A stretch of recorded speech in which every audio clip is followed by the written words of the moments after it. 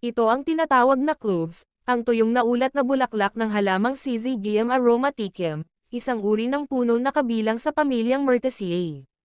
Kilala ito sa mabangong amoy at matapang na lasa, na ginagamit bilang pampalasa sa pagkain, pangkagamutan, at pangambag sa mga produktong pangkaginhawahan.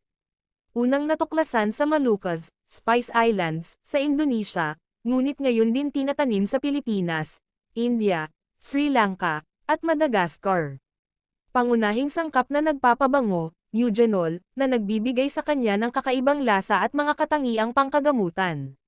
Ginagamit bilang pampalasa sa mga ulam, tulad ng adobo, kaldereta, tinapay, kape, tsaa, at mga produktong pang-dessert. Dinagdag din sa mga inuming may alkohol tulad ng mulled wine. May mga katangiang antibacteria, antiviral, at anti-inflammatory. Minsan ginagamit para sa panlunas ng pananakit ng ngipin, pamamaga ng lalamunan, ubo, at sipon.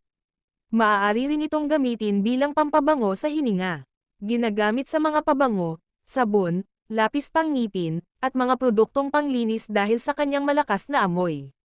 Mga pakinabang sa kalusugan. Maaaring tumulong na bawasan ang pamamaga at impeksyon. Maaaring magbigay ng pansamantalang ginhawa sa pananakit ng ngipin. Maaaring magambag sa kalusugan ng puso sa pamamagitan ng pagbaba ng antas ng cholesterol, ngunit kailangan pa ng higit pang pagsasaliksik. Tandaan, huwag gumamit ng maraming cloves nang walang payo ng doktor, lalo na kung buntis, nagpapasuso, o mayroong ibang kondisyon sa kalusugan.